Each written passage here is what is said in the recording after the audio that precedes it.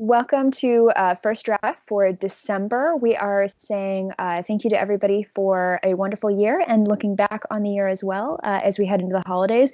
We're actually going to be talking about our favorite books that we read during 2016. They're not necessarily books that were published during the calendar year, but books that we were able to read. So we thought we would share a little bit with you guys.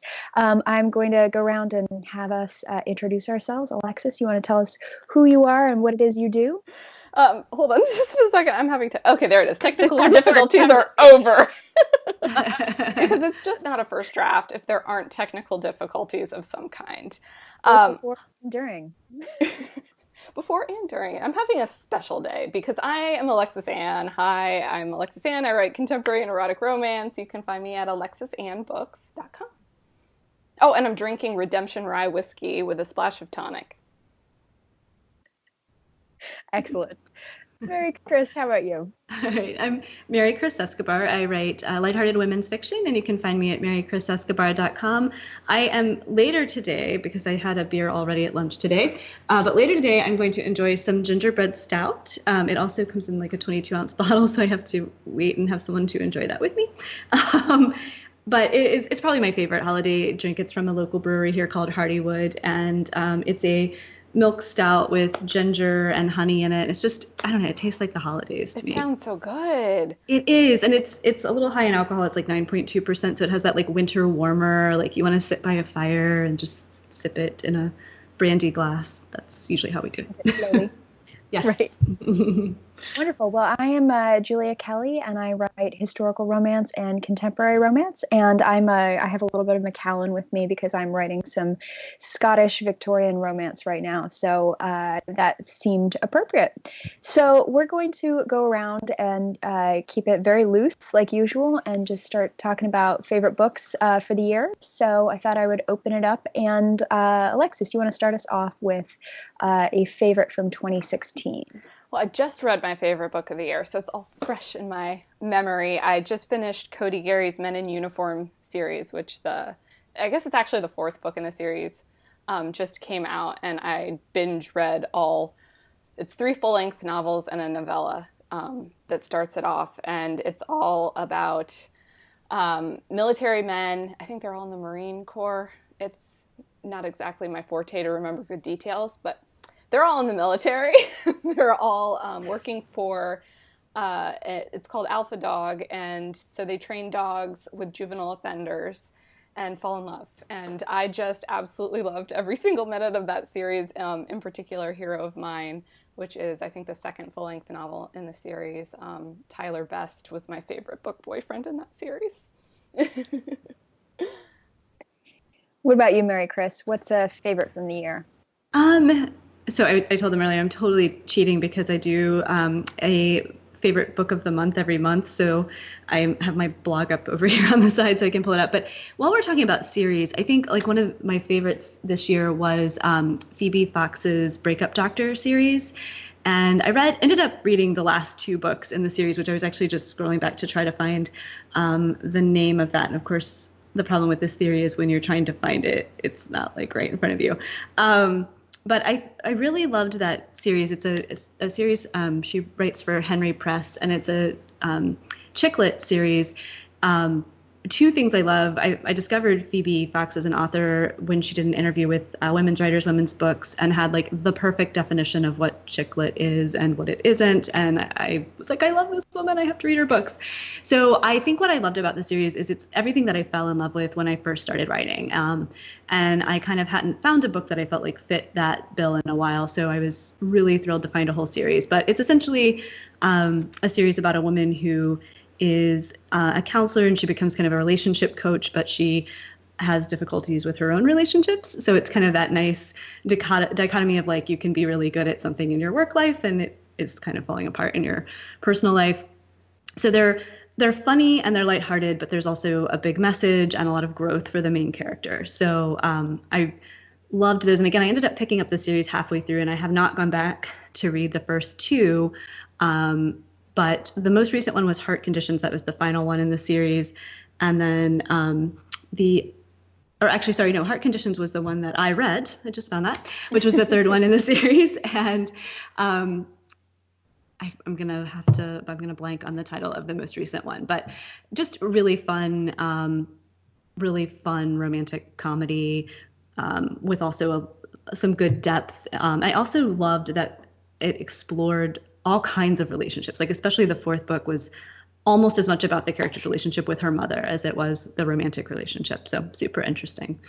I liked it. Nice. I also read my favorite book of the year relatively recently, Alexis. So these two have heard me fangirl all over the place about this book, so I apologize to them because it's just going to be a repeat. But I absolutely loved The Hating Game by Sally Thorne. It is being marketed, and we can have an interesting conversation about this. It's being marketed as women's fiction. It's a contemporary romance, or at least I say it's a contemporary romance.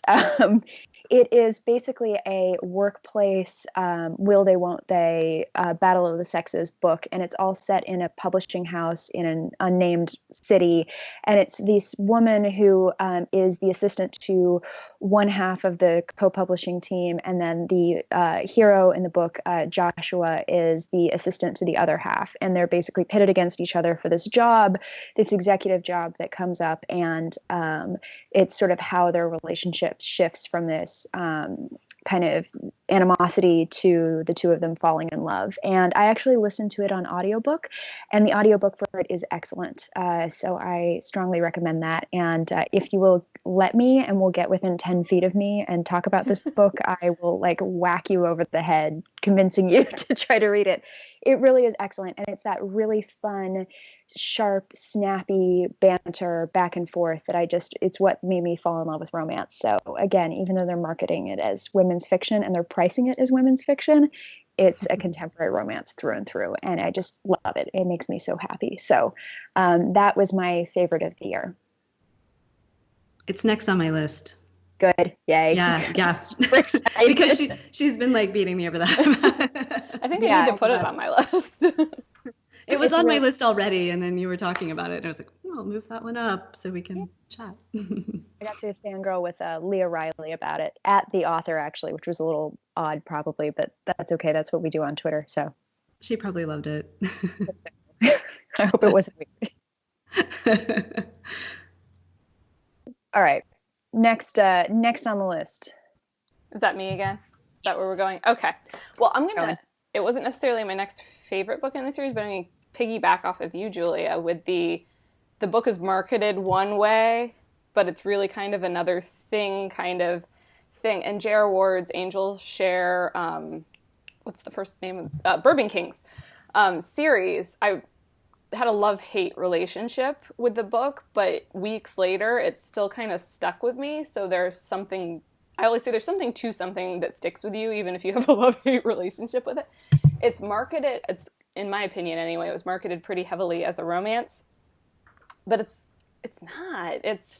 There's romantic elements. There's strong romantic elements, and there's a romance that is pulled throughout the series, but it isn't that traditional. There's a hero and there's a heroine and there's an arc of their relationship and there's a development of their relationship and then there's a happy ending. The ending isn't not happy, but it's not that same kind of everything's all tied up nicely with a bow and everybody's happy kind of ending. But the books were really interesting. They were well researched. The characters were interesting. And it was one of those series that I did not stop reading from page one until the very last page, obsessively turning each page to find out what happened. And here I am weeks later still going, oh, I'm thinking about that thing because I read about it in those books. So it's definitely something that will keep the pages turning if you're looking for an exciting couple of books to read. Very nice. Does it still give you the same feeling that romances give you? In the midst of the book, it definitely did, because I was rooting for the characters and for them to get together. But the ending was not that same romantic ending where the characters are together and you can see where things are going. It was more of we tied things up, but not in that super happy way that I look for in a romance. It definitely drew together all of the storylines and not just the hero and the heroine. And so it didn't have that same satisfactory ending that you find in a traditional romance. Was it kind of a hopeful ending, or just they tied everything up? They tied everything up, and there was kind of that little dip up, like things will go well for these characters eventually. But I wanted the happy ending with, these two are in love and they got the, the wedding or the romantic comedy happy ending. I wanted that, especially considering the high drama and the high stakes and the money involved in the book, because this is like people beyond anything you've ever dreamed of wealthy. And so you kind of wanted that big dramatic ending, and I didn't get it. But I was still very happy with the series. So okay, I'm writing it down. This is just going to be me building my next year TBR, by the way, guys. I know, and I realized I meant to be writing everything down too so that we could put them in show notes. So I'll have to. I'll send you my list. Yeah. With the links. Same. Cool. Mary Chris, it's your turn. Chris. Let's move on. Yes. What is your next Okay. Well, I'm going to jump back because I felt bad that I couldn't remember the title of that book that I read after I was all like, I'm totally prepared. I have all my blog posts. That's what happens when you do that. Don't do that. So the book that I just read of Phoebe Fox's was Out of Practice, is the last book in the series. So anyway, just jumping back to that. Yeah, I think another one I really like that stood out for me. I mean, pretty much I've enjoyed everything I've read this year, but the ones that I find myself talking about a lot, the next one probably that I would say I find myself recommending a lot is The Coincidence of Coconut Cake. I love that title. I know. I love the cover too. And here's the crazy thing. Like, I don't even like coconut cake, and I love the cover of that book. Like, I wanted to eat the cover, and I'm like, I don't even like this. And the cake does factor in actually pretty prominently to the book. And I'm like reading about it in the book, and like suddenly I think I actually did order coconut cake somewhere, and I don't even like it. I love. And then of course the author, yes, and the author like posts all these great pictures of book clubs where they make her coconut cakes, and it's just it's a lovely hook. But it's Amy Reichart or Reichart, I think, is the author. I'm not sure how to pronounce her name.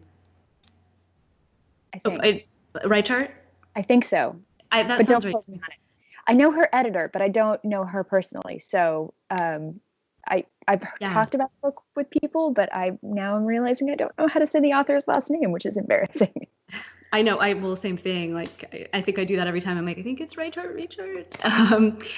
But anyway, I loved the book. I mean, it's just, to me, it felt like such a fresh story. It actually, I think is kind of billed as women's fiction, but maybe romance a little. I think I've seen it pop up in both, and it definitely has the dual storyline of a romance. So it's got the split point of view with a man's point of view and a woman's point of view. And I loved both of the characters. Like, he's kind of this salty journalist who I believe is from London and in the United States, and like maybe not totally happy to be here. And he's like this harsh food critic and writes anonymously. And it's just this perfect setup where basically she's a restaurant owner and he's a food critic. And so you can just imagine and he pans her restaurant, but he's anonymous, so he doesn't know it's her. And so and they actually meet in a bar on the night that her restaurant is tanking because this review has come out.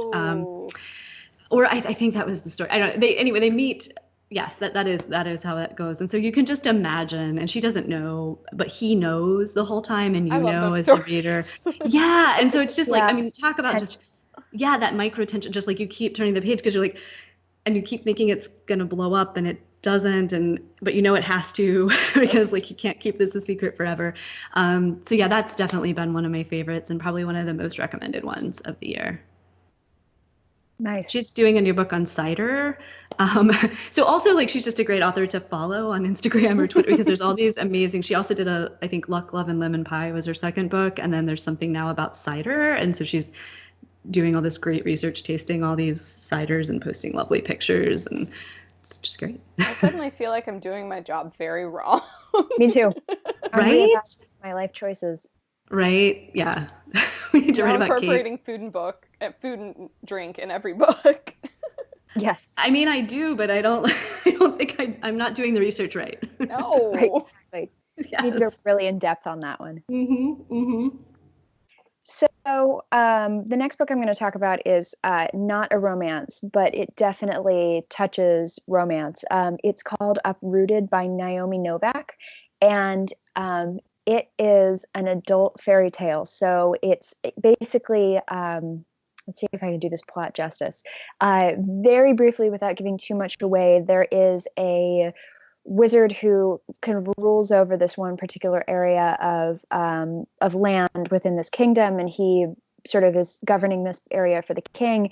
And every, I want to say 10 years, maybe 20 years, he comes down from his tower and he selects one of the young women in the village, and basically takes her to the tower. Nobody knows what happens to these women. They all say that he doesn't harm them, but it's all very mysterious about what's actually happening. So everybody expects him to take one girl who is kind of perfect and has been groomed for this role and is expected to go up and be his sort of serving girl, housekeeper of some sort.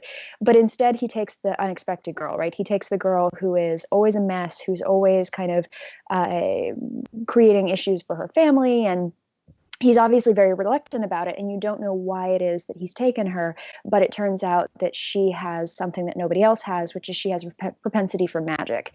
And so throughout this book, you kind of see her training and you see this fairy tale unwind, and it is a breathtaking example of pacing. If you want to learn how to pace a book so that it is nonstop, never, ever, ever lets up, this is the book to read, because it's like you go in from one thing to the next thing, to the next thing, to the next thing. And it's not done so that it's done in such a way so that it's leading you rather than forcing you, if that makes sense. Like you have enough time to breathe in terms of like, okay, that's a thing that just happened. Let's process that.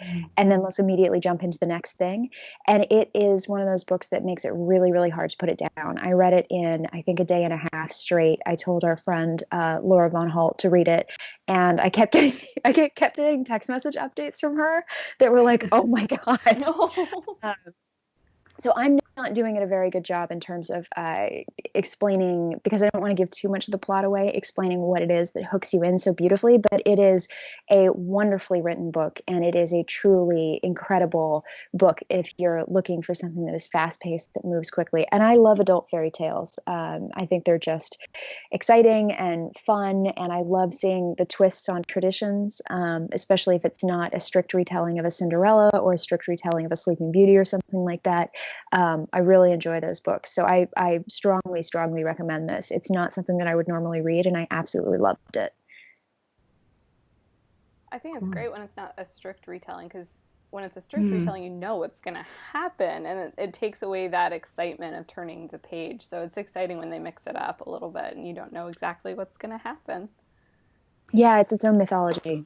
Exactly. Right, because I think in a strict retelling, I mean, that puts so much pressure on the author to, like, I don't know, have beautiful writing or something. Yes. I mean, like, because if you know the ending, like, how do you hook people in? So I think if one thing is twisted or a little bit different, it hooks you in immediately. It keeps it fresh. It's fun. Yeah, definitely. All right, so my next recommendation is a series that I've been reading for a few years now, the Beautiful Bastard series. And the 9th book in the series, I think it's the last book in the series, came out this year. But the one that really, I just loved it. It was Beautiful Boss. You get the geeky girl and guy combo in that one. And I just loved it. I loved every single page of it. But the entire Beautiful Bastard series, it's dirty. There's just no punches pulled in the messy relationship department and the reality of what people stupidly do in relationships. And so I've enjoyed the entire series. It's one that I can always pick up and it's different couples in every book. So you can pick it up anywhere in the series and just enjoy a kinky good time. For lack of a better description. The writing is always eloquent. The characters are always interesting and they're always developed. The backstories are always interesting, and the sex is always dynamite. So it's a good series if you like. Christina Lauren? It's Christina Lauren, yeah. Yeah. Which is a writing duo. Right. One's Christina, one's Lauren. Right. Oh, wow. I am always so fun. impressive. If you guys ever get to read or listen to interviews with them, they're really cute. Yes. And I don't think they've ever said who writes which parts of the books. But it's dual first-person point of view, which is fascinating to me as a person who writes first person. because it's really hard to write dual first-person point of view. But because you have two authors doing it, you really do get totally different flavors. And they do a really good job of making each character very distinct, which is probably the biggest problem in doing dual first-person point of view. Is it's really more, it feels like a flat one-dimensional thing because all the language is the same, or they just throw in little changes. But when you have two different authors, you're going to get two different flavors to the characters. So it's a really fascinating study, if nothing else, to read how they do it. And that's super smart because I mean you're right. I mean I've thought about doing dual first person stuff, and I'm like I don't know how to make it different. And you're just naturally going to have two voices if you have two authors. Exactly. In fact, I was talking to you about it the last time I was in Richmond, and you mailed me a book to study. That's right. Yes. Because it was dual first person. Yes. Yeah. I was like, I think I remember need help. That. Well, apparently you need someone else, a second person. I need a partner. Yeah. But, so they're a very interesting duo. Their books are good. They have a new series out now. So they're always, if you are cool with explicit sex and raunchiness, they're always a good couple to pick up. Plus their names went together really well to make a single name. That's brilliant. Yep. Exactly. Let's see. I think my next one, I'll stay in kind of the food and wine theme. Another one I really liked this year was 800 Grapes by Laura Dave, which I definitely don't think came out in 2016 because I think I read it. It just happened to line up with when it came out in paperback, so it probably came out in 2015 in hardback and then was released in paperback this year. I think I fell in love with the cover, honestly. Again, like it has these beautiful grapes on it. But I love a book. I love fiction where I learned something nonfiction that I didn't intend to learn. And it is set on a winery in California and I'm not going to pronounce this right either, but you might know this, Julius. Is it Sebastopol? It's like a tiny town in California. Anyway, sure. It's near Napa Valley, I think. But it's like this tiny town, and it's about biodynamic winemaking, which I knew fascinating. Right. And I had heard the term, and there's actually somebody in our neighborhood who does wine tastings at a little market who is like super into biodynamic wine tasting, and like she and my husband Michael like talk about, and I'm like, that's kind of interesting. But like this book really helped me understand what it was, and it has to do with lots of stuff with like soil content and other things that you plant around the grapes. And it was fascinating.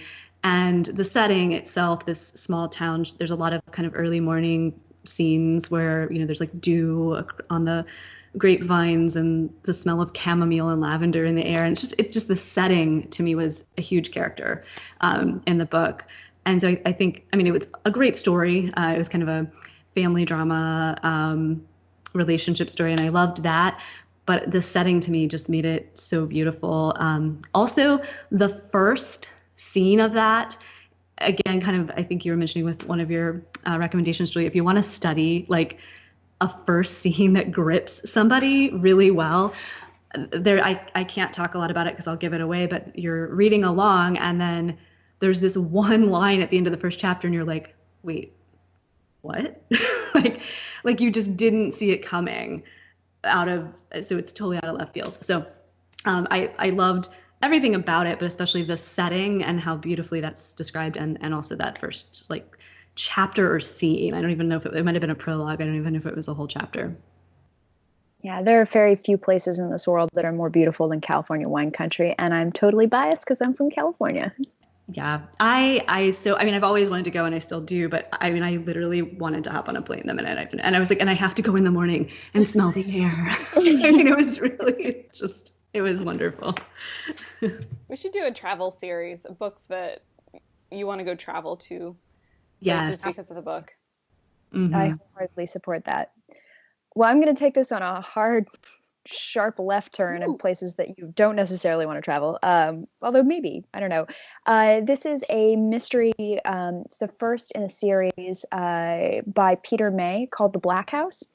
And it is set on the Isle of Lewis in Scotland, way, way, way up in this, a world unto itself island in Scotland. And it is a brutal murder that happens, and an Edinburgh police detective who grew up on Lewis comes back home to solve the murder. But it is as much about the world of Lewis and the people who live there as it is about the murder and the mystery itself. It's called The Black House by Peter May. I see you over there. And it's incredible because it's incredible, and it's very, very well done, and it's culturally it's so different, and just he talks about the winds whipping across the Isle of Lewis and how it's this ever-present thing, and it makes you feel a certain way, and it's this hard-bitten, difficult life in this difficult land, and these people are a certain way built, and they are the way they are because of the land. And it's incredible in that it is a contemporary book that is world building in a way that a science fiction novel or historical fiction might, where it's creating this entire world that you've never entered into, or you likely haven't entered into. And it's just the setting and everything becomes as much a character, and it's a very menacing character. And I read it when I was in Scotland, actually, and blew through it and just thought it was absolutely fantastic. So I highly recommend that. And I actually am planning on reading the second book, which is thing I can't remember. It's either Lewis Man or The Chessmen. It's a 3-part series, and he has finished it. And I believe it's been optioned for TV, so hopefully it will be coming out soon.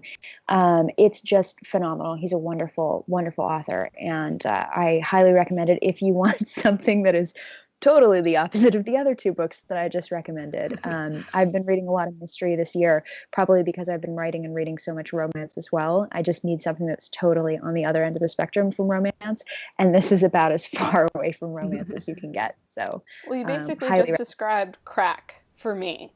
So no, I love it. I was talking to my mother about how she instilled a very deep love of true crime and mystery in me earlier today, because I also just finished His Bloody Project, which is also Scottish and also kind of, it's more true crime, fictionalized true crime than it actually is. Yeah, write that down too. How could you tell that's what I was doing? Trying to be sneaky. Like this, right. So that's a lot of what I've been reading this year and what I've really, really been enjoying. So I'm sure that if people look at my book list, they would be like, there's something very wrong going on here. But well, it kind of sounded like Broadchurch a little bit. It reminded me a little bit of Broadchurch. Yeah, definitely. With even more setting and even more of the kind of like, yeah, you just have to read it. Read it, let me know. Yeah, it's really good. All right, I'm going to do one more probably. Okay. One more each. My last recommendation then is going to be a friend of ours, actually, in the mystery vein. Lindsay Emery's Sisterhood is Deadly series. Sisterhood is Deadly, it blew me away. I think I tackle hugged everybody and was like, you're going to read this book now. And then this year she had Rushing to Die come out, and I loved that one too because it's the same characters, another mystery. I think just in our text stream yesterday, we were talking about it again, and I was like, I need more. That's the nice thing about being friends with the author is that you can harass them into writing more books. I don't know how effective it is, but we try. We can at least encourage what we want to see more of, and I want more of Sisterhood is Deadly because it's a mystery, but it is super lighthearted. There's a romantic-ish element to it, which I want more of, but it hasn't really gone there yet. But mostly it's just her voice is fantastic in this series. It is, I always describe it as Legally Blonde because it is a sorority, but it has that same very unique voice. Elle had a very unique voice, and Lindsay does a very good job of giving Margot a very unique voice that you can picture her, you can hear her, and it's just her, and it made the book so enjoyable to read and root for the characters, and you get a mystery on top of it all, so it's fabulous. And so if I highly recommend that series, period, end of story. I just loved it. Yes, I can piggyback on that. I loved it as well. And yeah, I think we all did. And I think, if I had to say two things this year that felt to me like a little bit like the revival of sort of what I grew up on as chick lit, it would be that series and the Phoebe Fox series that I read. And I've talked to Lindsay about this, and I think she said even maybe in England her books are being marketed more that way, but it feels very much like it's a cozy mystery, but to me it feels more like kind of that lighthearted romantic comedy with a mystery element to it, and it's just fun. And the character has this, like you said, great voice and great depth. So yeah. It brought me back to a little bit to the good old days of my youth where Murder, She Wrote was on the air every week, and it just that more light. There's not going to be something gruesome and horrible anywhere in the page. There's a murder, but it's not like Dexter or anything like that. It's a background thing. Nothing about it's ever in the forefront. You're not going to be afraid to turn the page. You're there for the characters more than anything else, and that's. It felt like, yes, this is what's been missing from my life. So yeah, no, I totally agree. More please on that in 2017. Just go ahead. No, go ahead. I was just gonna say quickly, so for my own recommendation, other than piggybacking on that one, I read at the end of the year here a couple of great nonfiction books, and I like you were saying, Julia, you read mystery a little bit when you're in a heavy writing phase. I've been trying to read a little bit of nonfiction when I'm writing. Just sometimes that's easier to not. Sometimes I can feel like if I'm reading a lot of fiction, my voice kind of gets mixed up with a strong voice of an author I'm reading. So I really loved. I just finished My Beer Year by Lucy Birmingham. And it is really fabulous. I highly recommend it. So basically she is a food writer who has written extensively about beer and lives in Portland. And she decides to study for the certified Cicerone exam, which is kind of like a sommelier for beer, essentially. So like a beer expert. But she just details what she does to study for the exam. And it's a lot of the stories behind, like she interviews a lot of brewers and interviews hop farmers and people who malt grains. And it's just really cool. It's a lot of really interesting kind of behind the scene look at things. She writes very conversationally, so you kind of feel like you're sitting in a bar having a beer with her the whole time. I'm also just a huge fan of women in beer. There's just not a lot of that, and so to read this just amazing book by this super knowledgeable woman, there's not a lot of female cicerones. I mean, there are a few, but definitely not as many as there are men. And so loved it. So I would highly recommend that, whether you know a fair amount about beer or whether you don't at all. She has this amazing way of writing it in a very accessible way, so that if you did already know it, you're like, yes, it is like that. You just said it the way I would have. And if you didn't, I don't think you would pick it up and be like, I have no idea what you're talking about. So highly, highly recommend that. But it will make you want to go to Belgium, Portland, and drink all the beer. Okay. Sounds good to me. Yeah. I like it. I'm also going to close out on a nonfiction book. I read a lot of, not surprising, British history for writing, but this was sent to me kind of out of the blue. It's called The Mistresses of Cliveden by Natalie Livingston. And Cliveden is this huge stately house just outside of London. It's beautiful, and it's now a hotel. You can go stay there. But it was originally a giant house, and it has this incredible history of being at the center of the political and cultural world in London. But the most important thing is that the women who have been the owners of it or have been married to the owners of it are really significant throughout history. So you have a very close companion and advisor to Victoria. You have one of the women who, I believe it was Charles the first, was his mistress. You have an Astor lived there. So it's this house that you kind of get through the framework of the house and move chronologically through its history. You get the stories in the short biographies of these women, and they are incredibly powerful, incredibly interesting, just absolutely fascinating women. And you get a good snapshot of British history through that, especially when it comes to the political side. So it's a very accessible way to read history. And it's really fun. It's kind of scandalous. It's all those things that you want when you want to convince people that history is not this dry, boring subject. It's actually full of stories, just like any narrative that any of us would write. If it's presented well, it can be really exciting. So I strongly recommend that. I made my sister read it, and she's now clamoring to go to Cliveden and walk around the grounds and find out a little bit more about all these places that we both read about. So it's a really, really fun read. I strongly recommend it.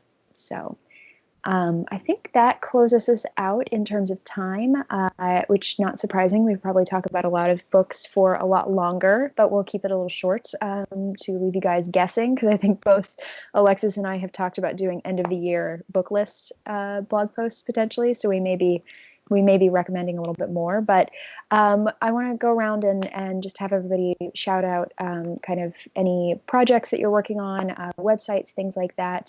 So Alexis, you want to go first? Hi. I have a new website coming. It's alexisambooks.com. I don't know when it's coming, but in the next couple of months, I'll have a new website, and it'll be fantastic, and you can visit it now. You can sign up for my newsletter. I have a book, 6 Dirty Secrets, that just came out, and then in the new year, I have 7 Dirty Lies and Summer Heat coming out, so you definitely want to be on my newsletter and my Facebook page to find out all about all those lovely things. And how about you, Mary Chris? You can find me at marychrisescobar.com. And as I referenced, my preparation that sort of served me well for this was my Books and Brews post that I do every month on my blog. And I actually give away the book that I review to a newsletter subscriber. So if you sign up for my newsletter, you might win a book. And I actually gave a little hint here about probably what I'm going to be reading in January. So so just come on over to marychrisescobar.com and sign up, and feel free to leave a comment. I'd love to know what you're reading. I'm Julia Kelly, and I have the full Governess series available now for purchase, which is very exciting. That's The Governess Was Wicked, The Governess Was Wanton, and The Governess Was Wild. You can find me at juliakellyWrites.com, and I think that just about wraps us up for the year. So thank you so much for joining us in 2016, and we will be back very soon to talk more about writing and books, and also probably a little bit of whiskey. So thank you guys so much, and we will chat with you again soon. Cheers. Happy holidays.